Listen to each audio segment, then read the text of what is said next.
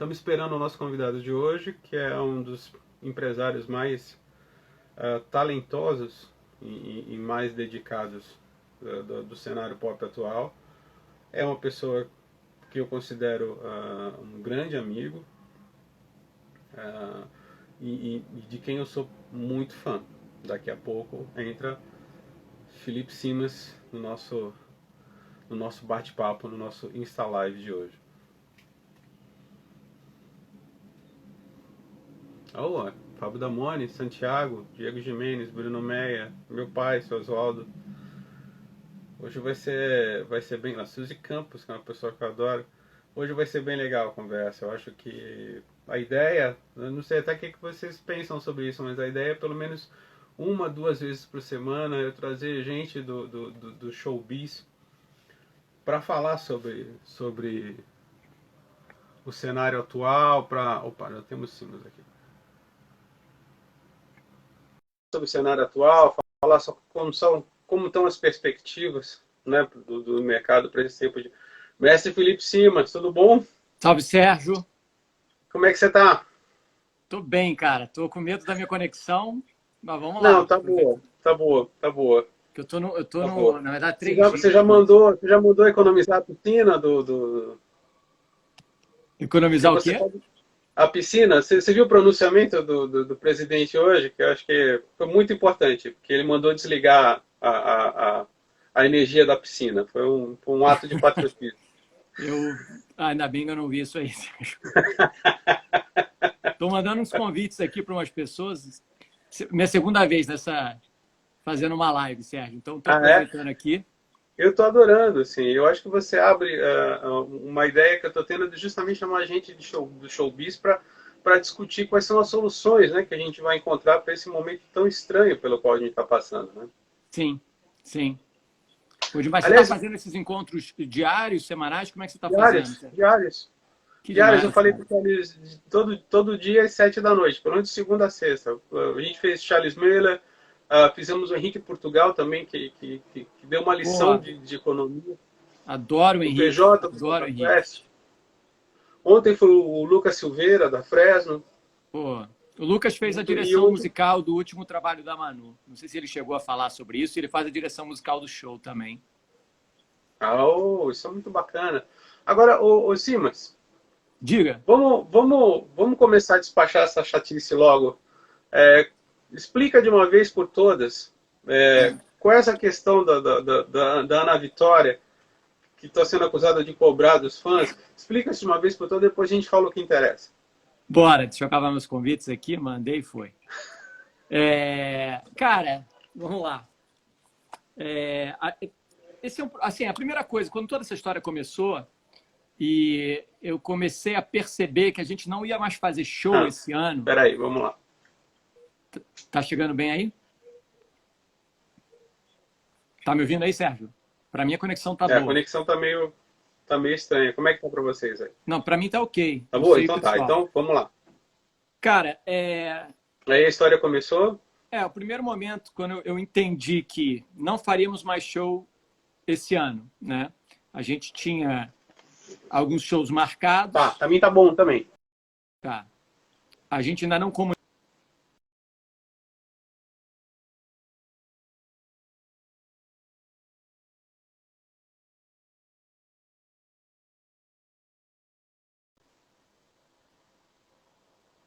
Ações públicas serão permitidas ou recomendadas, enfim. Então, por enquanto, a gente não tem ideia do que vai acontecer. A gente trabalha com profissionais autônomos e alguns já, enfim, prestam serviços para a gente há muitos anos. E a primeira coisa que veio à cabeça é, cara, como é que essa galera vai segurar a onda, né? Porque quando eles não estão trabalhando com a gente, eles estão trabalhando com outros artistas, são profissionais gabaritados, respeitados e super solicitados no mercado, fazem eventos corporativos pra caramba. E primeira coisa, vamos entender como é que a gente pode ajudar essa galera. Então, surgiu uma série de iniciativas. Primeiro, os royalties do single que a gente lançou, tanto do fonograma como do vídeo fonograma. A gente está montando um fundo aqui para depois distribuir para esse pessoal que nos atende. os royalties desse single diretamente para o fundo. A gente tem um fluxo de caixa para reinvestimento nos projetos, né? Que a gente também vai separar parte dele para segurar a onda dessa galera. E aí surgiu essa iniciativa, né, de montar um bate-papo com essa galera e para que eles possam sair de trás das cortinas e vir para um lugar de protagonismo, compartilhando o conhecimento deles adquiridos por anos na estrada e trabalharam já com, assim, figurões, todos eles são profissionais que já têm uma certa estrada e a experiência não é só conosco. Para compartilhar não só com pessoas que se interessam por bastidores, mas também por pessoas que querem saber curiosidades, tanto que a ideia é dividir o bate-papo, metade para leigo, para perguntar curiosidades mesmo, e a outra metade mais técnica. O cara quer saber que mesa de som ele usa, como é que ele faz o desenho de luz, enfim. Mas desde curiosidade também, o que as meninas comem no camarim, como é que é o dia a dia de viagens, logísticas.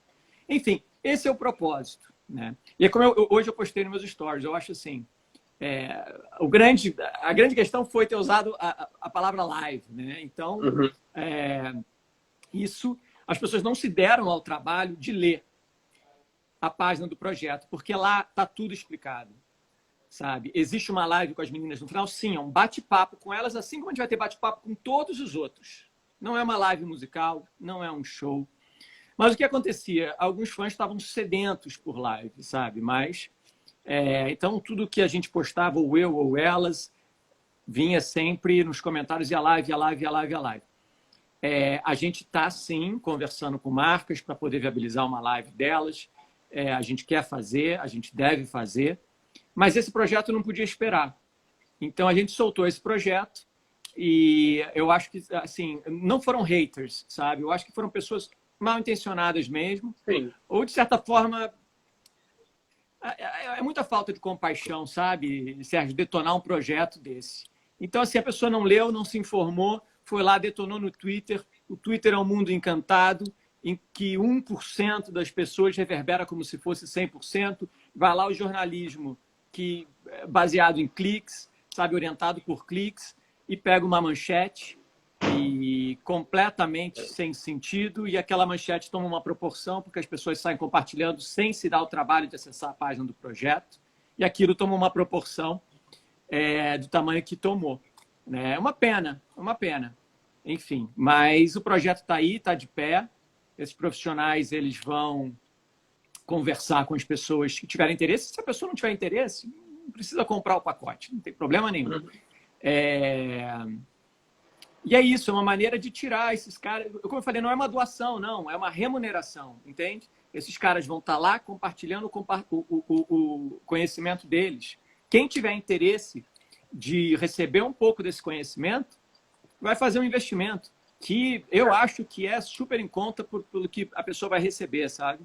Então, você não está pagando nem R$10 para ouvir um profissional absolutamente gabaritado falar da sua experiência no mercado, falar da sua experiência na turnê que fez conosco, que por 2 anos nós estivemos na estrada com o disco O Tempo é Agora, premiado no Grammy. Enfim, e o primeiro vídeo é o show, porque tem gente que não viu o show. Então, antes de bater papo sobre o show, a gente mostra o show, entende? Tem gente que não foi, enfim, não conhece o espetáculo. A gente vai debater luz, então a pessoa assiste o primeiro vídeo, entende como foi a luz do show, enfim. E ali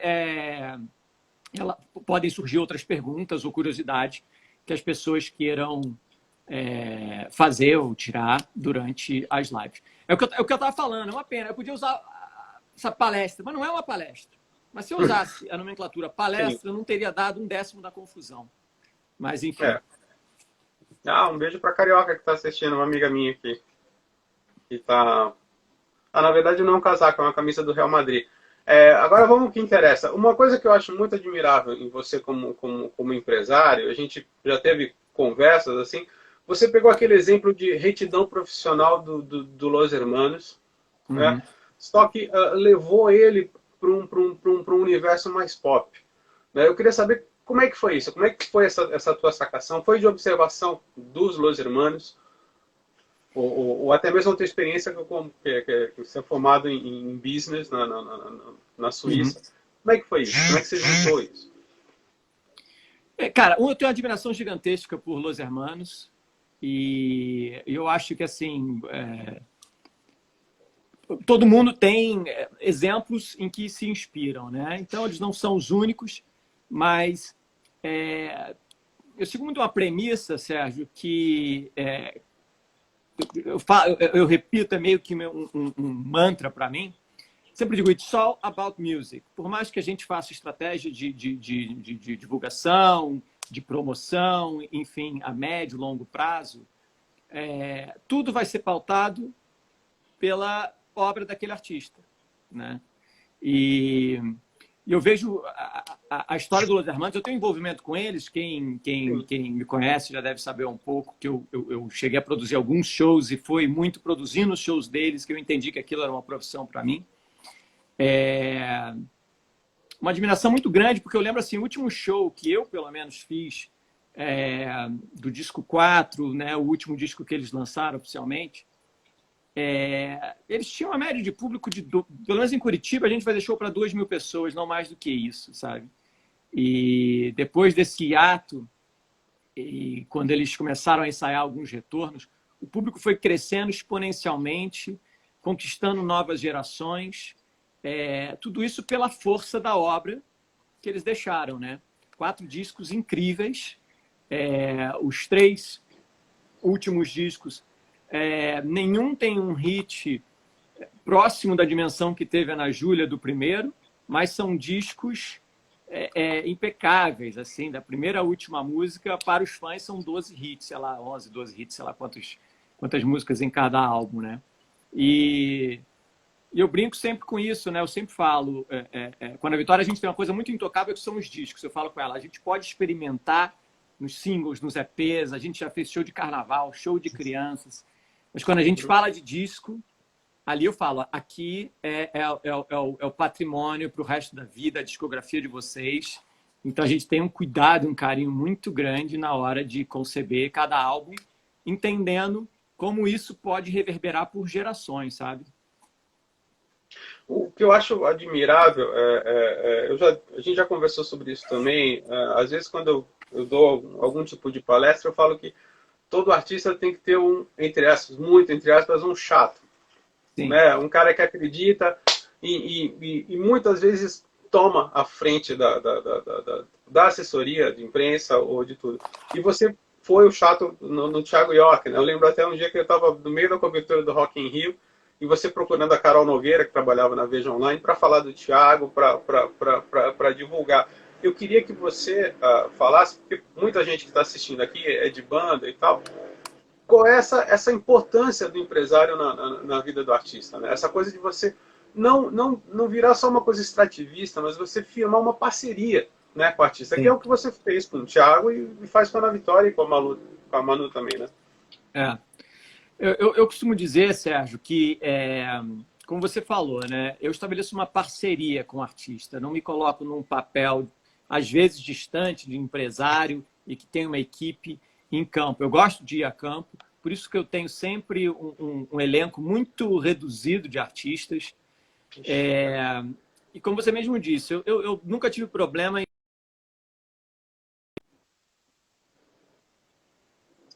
quando eu fazia produção de bandas internacionais, as pessoas vinham e falavam, nossa, mas como eles são chatos, né? Eu falo, não, cara, eles não são chatos, eles estão apenas querendo que tudo saia direito conforme planejado. Então, assim, eles precisam se assegurar de que tudo vai sair. Eu me lembro muito quando eu fui fazer um show da Avril Lavigne em 2005, por aí, lá em Curitiba, e eles têm uma coisa que é o Security in Advance, é um segurança que vem antes para entender tudo, que ele vê todo o percurso do artista dentro do hotel, aonde ele entra, por onde ele vai passar, como é que ele vai acessar o quarto, quando ele vai sair para o show. Ele faz o trajeto de carro e até o percurso, ele quer saber todas as possibilidades. Ele faz todo esse planejamento em advance, como eles chamam, né? Adiantado. E assim, eu fui com ele até a porta do avião, quando a artista saiu, com Aí o bodyguard, literalmente o guarda-costas dela, ele nem cumprimenta, ele dá um oi de longe e ele já vai embora para a próxima cidade e ela já fica com o guarda-costas dela, totalmente orientado pelos 2 dias que o cara ficou na cidade antes. E eu costumo dizer, esses shows internacionais que eu produzi foram grandes lições, né? E eu me lembro desse segurança me perguntando quanto tempo do hotel até a pedreira, né? Que era o lugar do show. Aí eu falei, uns 15 minutos. Assim, ele falou, não é uns 15 minutos, eu quero saber o tempo preciso. Se você não sabe o tempo preciso, não me fala, entende?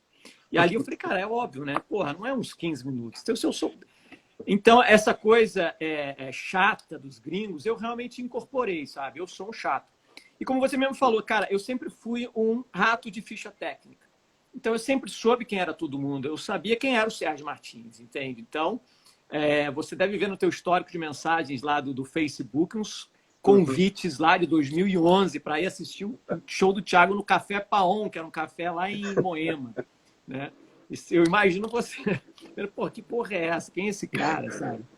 E, enfim, não custava nada tentar, sabe? Sim. E não só com você, eu fazia isso com muita gente. Eu sabia quem era todo mundo, sabe? Quem dava as cartas aonde e tudo mais. E nunca tive esse receio de soar ou parecer chato, sabe? E a parceria sempre foi essa, como você mesmo disse. Eu sempre joguei junto. Eu costumo dizer, cara, eu não sou o empresário que chego lá na hora de negociar com a gravadora e um contrato de um artista, fico no meio termo. Faço a minha social com a gravadora, faço minha social com o artista, consigo um contrato mais ou menos para cada um, todo mundo fica feliz, mas não, eu, cara, brigo do lado do artista para o melhor deal para ele, de qualquer forma, independente se, enfim, eu vou ficar queimado ou não na gravadora, sabe? Não é aquela história de, eu estou aqui na minha mesa, o artista da vez está aqui na minha frente, eu fico bem com todo mundo, esse artista já não é um artista de sucesso, a gravadora me manda o próximo, eu trabalho ele, não. Tanto que minhas parcerias são duradouras, sabe? E muito por isso, eu me considero um parceiro do artista, acima de tudo, para jogar junto, para ficar batendo bola, tabelando e chutar pro gol. Tem uma coisa que eu acho muito incrível, que é essa tua fidelização, né, do artista com o seu público. Eu lembro a primeira vez que a gente saiu para almoçar e você falou assim, olha, eu acho tudo bem alguém que faça parcerias com o Sesc ou faça shows para a prefeitura, mas não é a minha linha de trabalho. Eu prefiro trabalhar nessa fidelização, jogar com risco, né? Bancar o show, jogar com risco, porque eu começo a saber que o público está vindo, assim, né? Porque eu acho que, assim, aí é uma visão minha, porque esses shows você acaba criando uma dependência e você não fideliza o público, né? Sim. É muito isso, Sérgio. Quando eu comecei a trabalhar com o Thiago, isso foi em 2010, eu percebia que ele tinha algum público nas cidades, aquela coisa de começar a entender ali as páginas de Facebook na época e tal. Mas o telefone não tocava, o e-mail não chegava para contratar show. Mas eu sentia que tinha uma demanda, né? Não era uma demanda significativa, mas tinha uma demanda. E aí eu conversei com ele e falei, cara, você topa para a estrada, a gente não tem como levar teu show, tua equipe, tem que só você com o violão nas costas. Eu tenho certeza que o público vai preferir isso do que nada, sabe? Porque tem muito artista que tem pessoas que dizem, não, eu só vou se eu tiver minha banda, minha luz, meu show, senão não vou levar o meu espetáculo. Porra, mas então talvez você nunca vá para lá, cara. Eu tenho certeza que o artista, o público do artista, ele quer ter o contato, quer ver o cara tocar ao vivo, entende? Eu sempre falei muito, assim, a força, pelo menos, dos artistas com quem eu trabalho é muito essa. Deixa eu ver qual é a capacidade de mobilização desse cara, qual é a força que ele tem para tirar um sujeito de casa, sabe? Pegar um Uber ou pegar o carro, achar uma vaga de estacionamento e comprar um ingresso e, sabe, competindo com Netflix e toda a comodidade hoje em dia que você tem de ficar em casa. Sim. E para mim, isso prova muito a força do artista, sabe? Eu queria ter esse termômetro. Então, a gente começou uma trajetória de formação de público.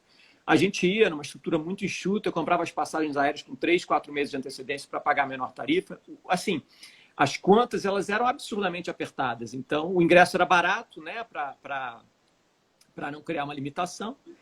Os lugares eram pequenos e a margem de lucro era mínima, mas pelo menos a gente estava na estrada e foram 10 anos de trajetória em que cada volta para a cidade era maior do que a outra, sabe? Então, ali a gente ia percebendo, vendo as mesmas caras, vendo umas caras novas e era assim, degrau por degrau mesmo. Então, e eu sempre fiz questão de ir a campo e, como eu te disse, eu fiz a luz do Thiago por muito tempo, eu ia para a bilheteria, eu ia para a porta para ver a cara das pessoas que estavam entrando, deixa eu entender quem é o público, sabe? Deixa eu conversar com o público no final, deixa eu entender por que essas pessoas estão aqui, estão vindo. E foi uma caminhada muito romântica, até em certo sentido, porque a gente fazia todas as funções de estrada e tinha essa possibilidade de viver tudo e entender tudo, sabe? Uma percepção mais holística da parada toda.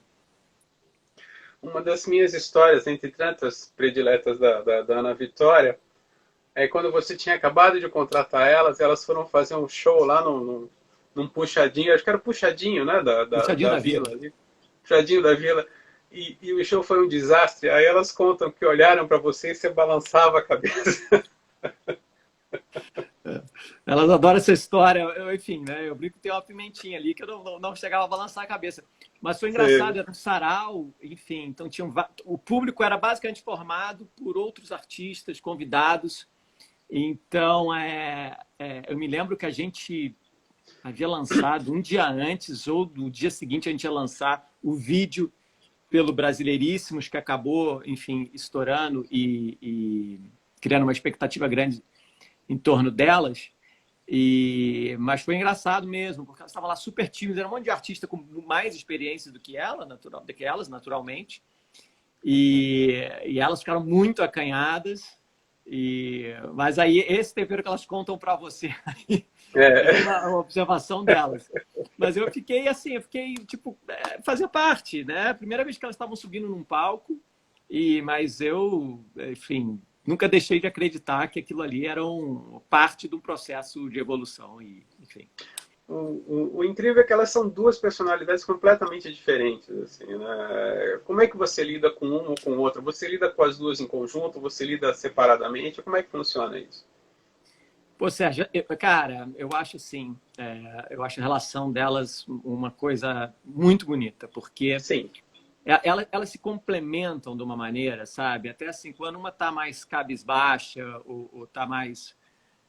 enfim, para baixo, por algum motivo, o pessoal tal, a maneira como a outra se fortalece, vai lá, dá força para ela, sabe? Tentar levantar a onda dela. Elas são de uma cumplicidade, é uma coisa tão bonita de se ver e de se viver, sabe? Porque, cara, é muito verdadeiro. Eu acho que a impressão que elas passam para o público quando elas sobem no palco, elas são exatamente aquilo. Se não é papo, se não é... Você tem a experiência de conviver um pouco com elas nos bastidores. Você sabe como... A gente teve uma experiência muito particular na última vez que você esteve lá no camarim, numa das últimas apresentações delas agora, né? Que a Vitória me chamou na ficha, mas tudo bem. Não vamos falar. Cara, elas são muito isso. E elas são isso com quem elas gostam, né? Você sabe que elas adoram de paixão. Pô. O que eu acho incrível no Ana Vitória é como é bonito ver esse crescimento, né?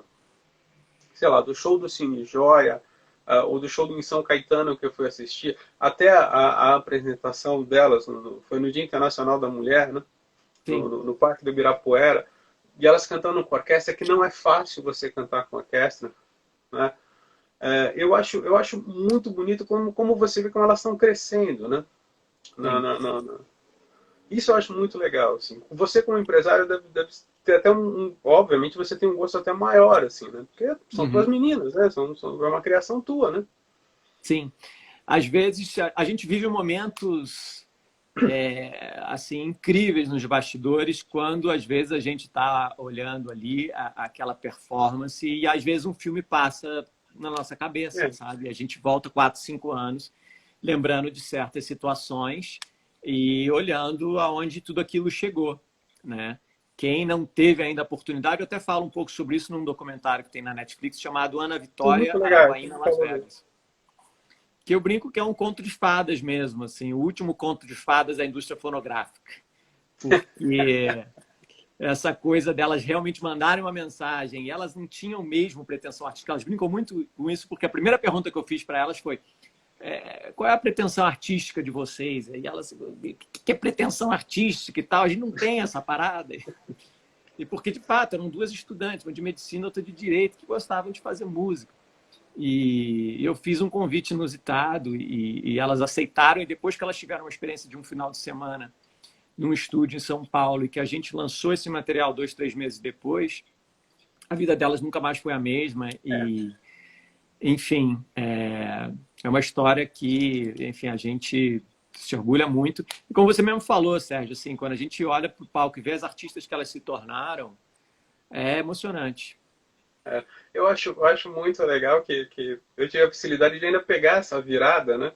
Sim. E a Ana dizendo que o sonho de consumo dela era ver um show de Réveillon do Wesley Safadão. Assim. E ela viu, porque nesse ano que ela te falou isso, ela foi Viu? lá. Porque eu brinco, Sérgio, que grande parte da força delas está muito nisso. Eu acho que são, assim, meninas que cresceram numa cidade, tudo bem, a segunda maior cidade do Tocantins, mas uma cidade que não tem, não sei se hoje tem, mas que não tinha nem McDonald's. E então elas cresceram, as festas na cidade todas, as pessoas ouvindo muita música sertaneja, elas amam música sertaneja, mas ao mesmo tempo, dentro do quarto, elas estavam naquelas comunidades de Orkut, em conexão com o mundo inteiro e com todas as tendências de música mais cool.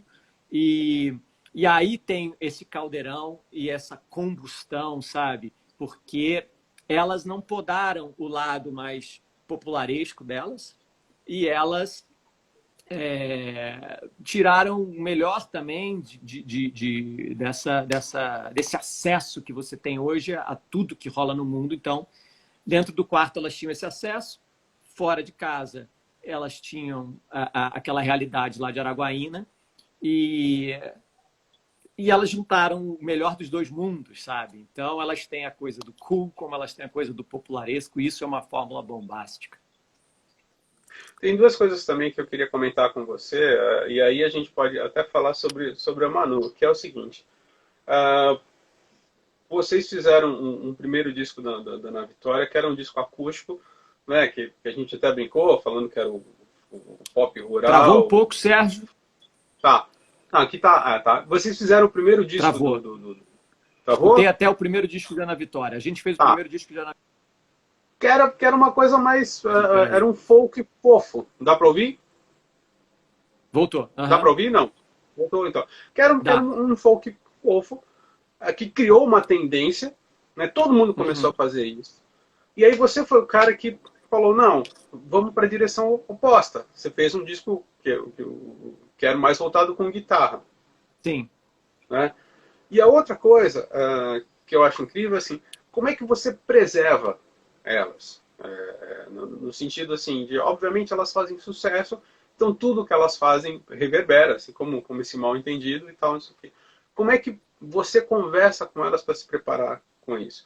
Isso também vai em direção a Manu. Você tentou a Manu em alguns estilos, né, musicais, né? E a Manu é uma figura, agora então, né, é uma figura muito mais discutida nas mídias sociais que a Ana Vitória. Como é que é essa receita de você não se repetir, de você evitar, né, você cair na vala dos clones e ao mesmo tempo de preservar o artista? Sim.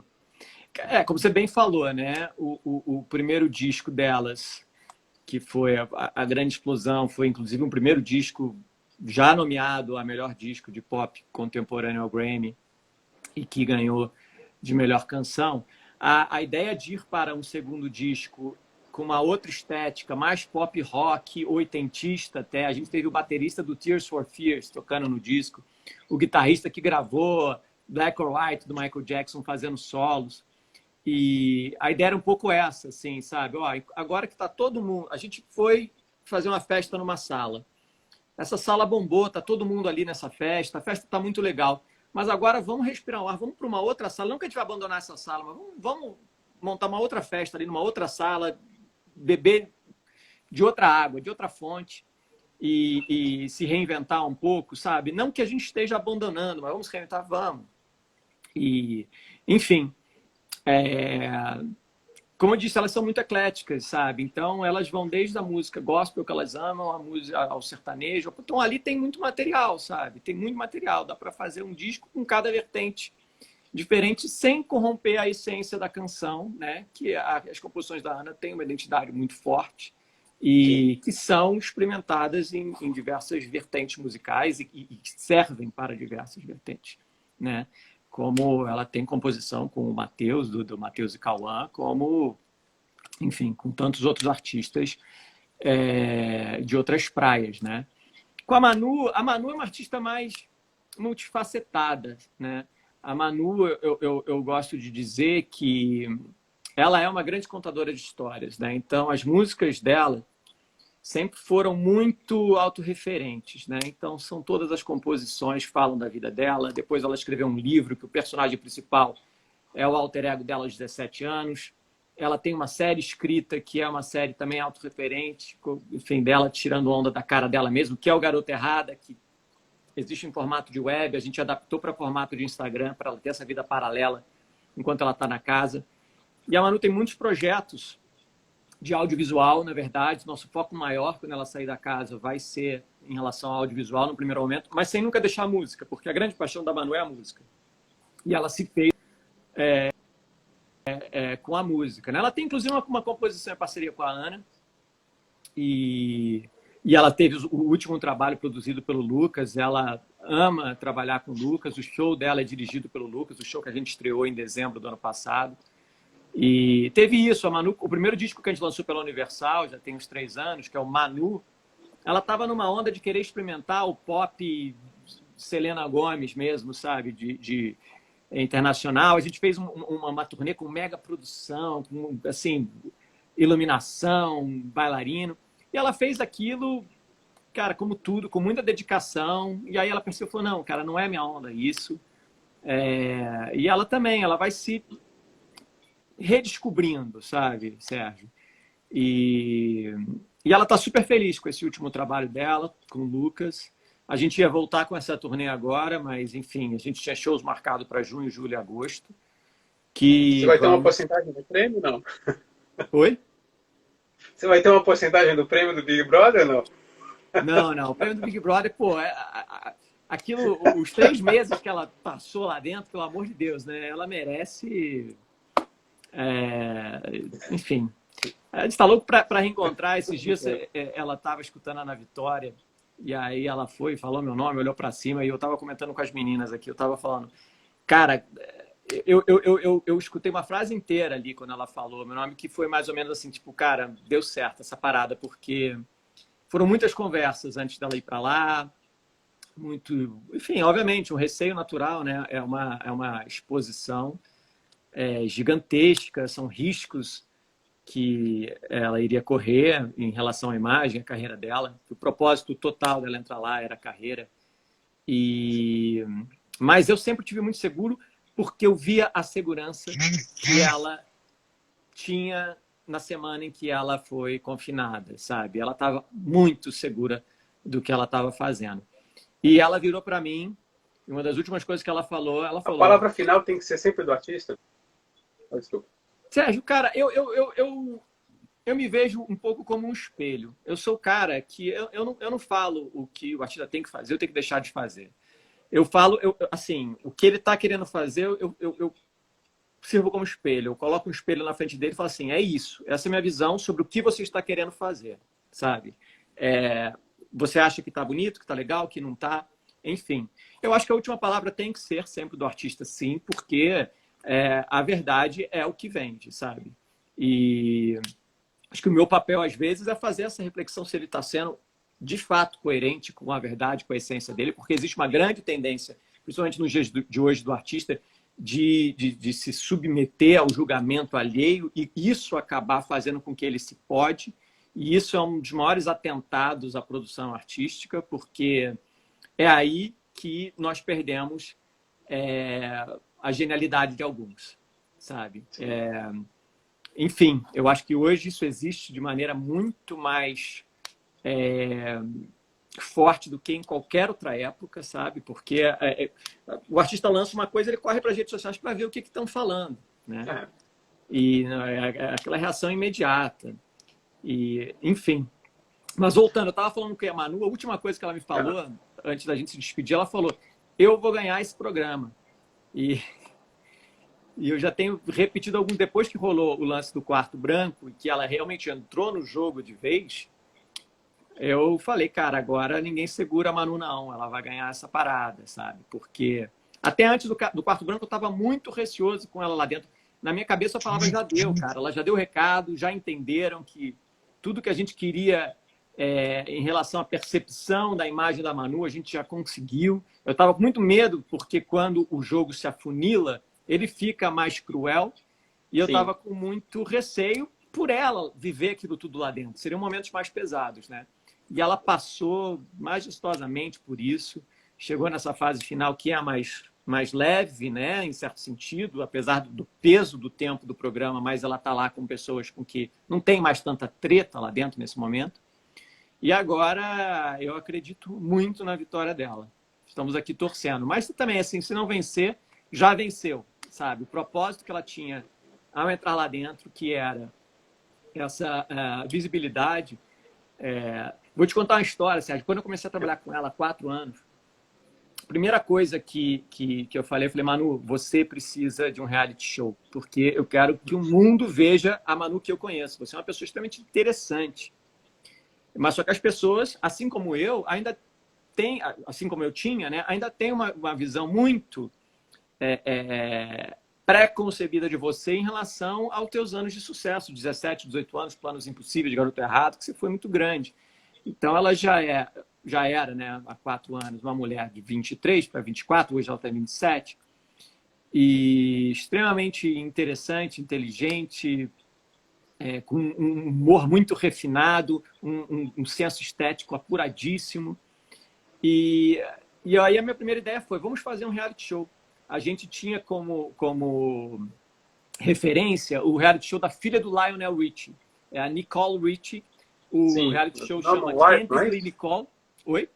Não, o Normal Life era ela e a Paris Hilton, né? Não, foi antes desse.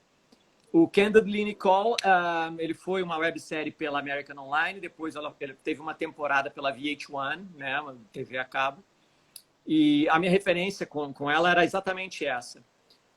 Chegamos a conversar com a Formata, que é uma grande produtora de São Paulo, da Dani Buzzoli, e que adorou a ideia. Eu cheguei a mandar a Manu ir para Miami conversar com o diretor artístico de MTV América Latina. Não rolou, mas a gente ficou com isso na cabeça. E com várias portas sendo fechadas, a gente falou, vamos fazer nós mesmos. Manu roteirizou Garota Errada, gravamos em formato de websérie, com dinheiro do próprio bolso. Está lá no YouTube, para quem quer ver, já há mais de um ano e meio por aí. A websérie Garota Errada, que a gente entendeu como um piloto da série que a gente futuramente gostaria de lançar. E quando surgiu a ideia de ir para o programa, e eu falei, cara, esse é o grande sinal. Você vai poder fazer Garota Errada em horário nobre da Globo todos os dias, né? Ela ficou muito receosa no início, depois ela comprou a ideia, só que aí ela falou, então tá, mas vamos produzir Garota Errada em pílulas para o Instagram enquanto eu estiver lá dentro. Fizemos isso em 3 dias e o resultado está aí, sabe? Agora a gente tem várias conversas super avançadas com players fortíssimos de TV para finalmente viabilizar essa série de ficção autoral da Manu, criada, concebida, roteirizada e estrelada por ela, que é o grande sonho da vida dela. O que eu gosto também é que o que você faz com a Ana Vitória e fez com o Thiago é essa preservação. Eles estouraram, mas e você poderia ter fazer que nem o sertanejo, marcar uns 20 shows por mês. Mas você tem esse carinho e esse cuidado de falar, não, vamos fazer uma quantidade de shows que dá para elas e para que elas não queiram se matar no final do mês, né? Sim. É muito isso, Sérgio. Eu falo sempre também, assim, o meu maior receio é ver o artista sendo escravo do próprio trabalho, sabe? Ele acaba indo sem prazer fazer aquilo e tudo mais. Então, e outra coisa, a matéria-prima do artista é o sentimento, né? Para ele sentir, ele precisa viver. E para ele viver, ele precisa ter tempo, né? Então, a gente realmente não constrói uma agenda maluca de 4 shows por semana. Para você ter uma ideia, o ano passado, a gente estava fazendo essas contas, a gente fez 90 shows, se não me engano, no máximo, entre todas as aparições. Isso dá uma média de, sei lá, 1,7 shows por semana, nem 2 shows por semana, sabe? Então, é óbvio que tem outros dias que você tem compromisso de imprensa, mas a gente tenta sempre fazer a agenda ser o mais leve possível nesse sentido, para que, de novo, tudo volta para aquela premissa que eu falo, it's all about music. Ela precisa existir música, para a música existir. Como eu digo, o primeiro disco, que foi um disco tão aclamado, a maior parte das composições foi escrita num quarto de adolescente, sabe? Quando nem se pensava em fazer uma carreira. E então, assim, esses momentos precisam existir, né? Eu brinco muito sobre o me time, a hora que você tem com você mesmo, né? Porque eu costumo brincar, né? Tem uma frase que um amigo meu, Rodrigo Vinhas, ele disse para mim, que eu nunca esqueço, que ele diz: quem não quer ser amigo do sucesso, né? Então, quando você começa a fazer sucesso, existe muita gente ao seu redor, né? Todo mundo quer estar ali do lado, de certa forma. E se você quiser, realmente você pode não viver mais nenhum momento de solidão, porque tem sempre gente muito interessante para você conviver, né? Mas esse me time, que eu digo, ele é fundamental para preservar isso que eu te falei, né? A matéria-prima da criação, que é viver. Você precisa viver. E só vivendo que você vai sentir que você vai amar, que você vai ter uma desilusão amorosa, que você vai ter uma decepção, que você vai ter uma grande paixão, e que isso vai te motivar a escrever, né? E não, se você precisa escrever, obrigado, caramba, eu tenho que escrever um disco agora, sabe? Então foi muito isso.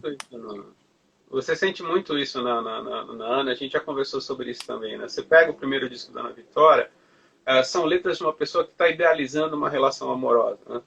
E você pega as canções do Meu Tempo é Hoje, você vê que é uma pessoa que já teve uma relação amorosa, teve algumas desilusões, está tentando de novo. Então você vê que, assim, que já tem umas observações dela da vida a dois, né? Que era algo que a Ana, menina, ainda não tinha, né? Nessa convivência diária com alguém.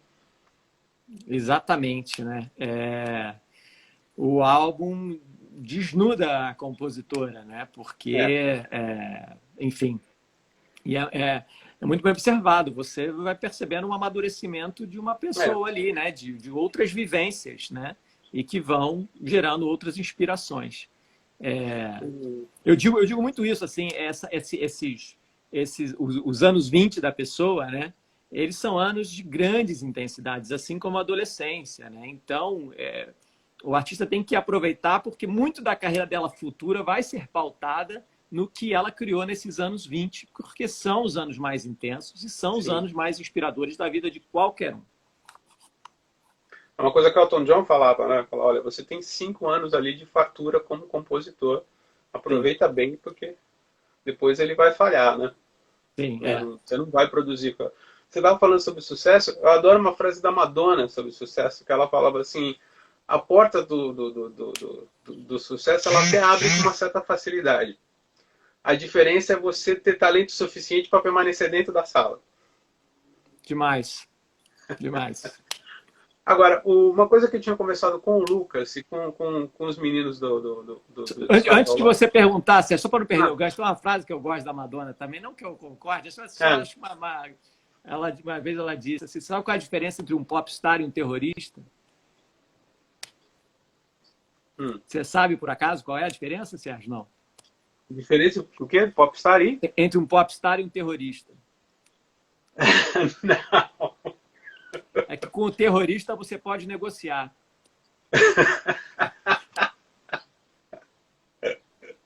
Essa frase foi a dela, eu nunca esqueço.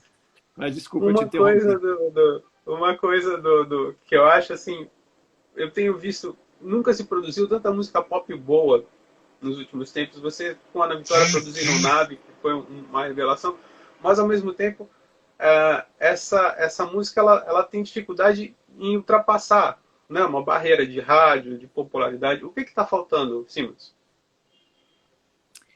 Ah, Sérgio, essa é a pergunta mais difícil que você me faz. Assim, é muito difícil dizer e tentar enxergar e apontar. Eu acho que assim já é um grande feito essa cena estar tocando na rádio, sabe? Você vê artistas que conquistaram definitivamente seus lugares na rádio, como Ana Vitória, como o Vitor Clay, mais recentemente os Melim, enfim. Sim.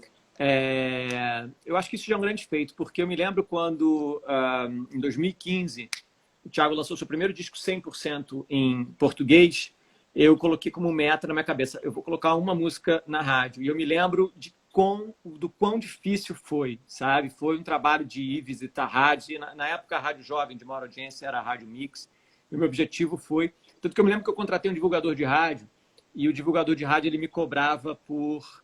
O divulgador de rádio, para quem não sabe, é o cara que visita as rádios e faz um lobby, toca a música desse artista e tudo mais. As gravadoras têm os seus, mas na época o Thiago, eu costumo brincar, ele era um artista de geladeira na gravadora, a gravadora não dava tanta atenção assim para ele, e nem tinha um departamento de rádio. E o divulgador me cobrou um X por mês. Ele falou, meu preço é X por 4 meses de trabalho. E eu cheguei para ele e falei, olha, vamos fazer o seguinte, vamos trabalhar com success fee, uma taxa de sucesso. Se essa música entrar na rádio, você vai ganhar mais do que você me pediu. Se ela não entrar, o que eu fiz? Eu diminuí aquele fee que ele iria receber por mês, né? A minha proposta para ele. Mas que se no final desses 4 meses a música tivesse de fato entrado na rádio, ele ia receber muito mais do que ele tinha me pedido de remuneração. E ele topou. E foi um desafio, enfim, como eu te falo, eu nunca deixo o trabalho na mão das outras pessoas e eu sempre faço o trabalho junto. Aquilo era uma força, como você disse, eu sempre fui o chato, eu sempre fui o cara que batia na porta dos diretores artísticos, das rádios e insistia. E a gente conseguiu emplacar, e eu acho que esse feito de colocar a Made na Rádio Mix e depois as outras rádios compraram a ideia, abriu a porteira para toda uma cena que vem aí desde 2016, emplacando. Então, para mim, já é um grande feito o que está acontecendo diante do cenário que eu tinha em 2010, 11, 12, 13, 14, 15, quando tocar na rádio era muito pouco possível, sabe, para os artistas. Eu gosto de chamar de pop MPBista. É um rótulo que eu dei que não pegou, né? Mas eu gosto muito de usar. E para mim, assim, o Nave foi a consagração dessa cena, de certa forma. Foi demais entender que aqueles artistas que subiram naquele palco, naquele dia, hoje têm carreiras belíssimas, sabe? E eu acho que antigamente as cenas elas existiam muito pontualmente, né? Você tinha a cena do rock gaúcho, você tinha a cena das bandas de Brasília, o pessoal do Circo Voador no Rio, enfim, tinha a cena midstream de São Paulo.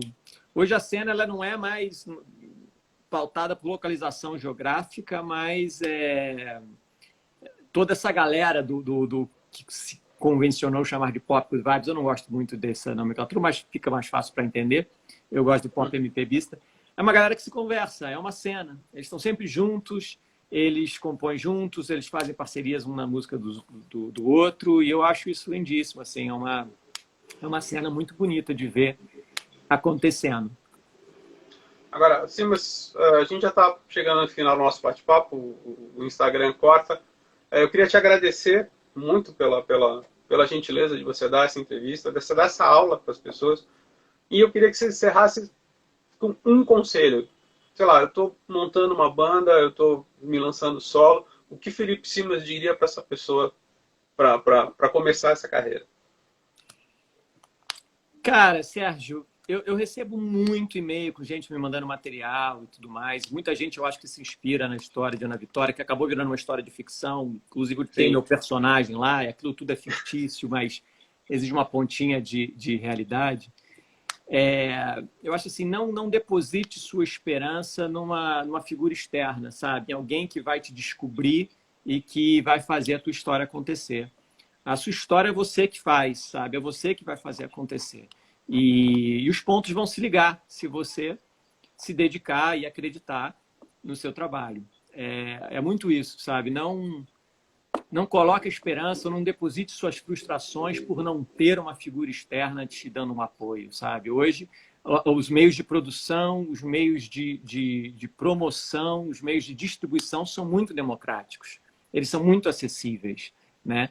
Então, faz o teu trabalho, né? É isso aí. Sim, mas muito obrigado. Um ótimo final de semana. E vamos almoçar de novo quando acabar essa loucura toda aí. Aqui, Sérgio, trouxe aqui para minha quarentena. Tá gostando? Eu ainda não comecei, Sérgio, vou começar, mas aqui é o meu próximo livro aqui. Eu estou terminando. Tá bom, então. Mas já é meu próximo. E, pô, tá. Muito obrigado. Dessa vez eu não vou dar spoiler. Eu já caguei tudo na Ana Vitória, com você eu não vou fazer spoiler, não. Eu falo sério, depois você conta essa história outro dia, mas enfim, mas essa história é muito boa também. Obrigado pelo convite, Sérgio, foi muito bom, cara. Sempre muito bom bater papo contigo. Eu sou um grande fã seu, um beijão. Porra, igualmente, beijão, valeu. Tchau. Tchau, tchau.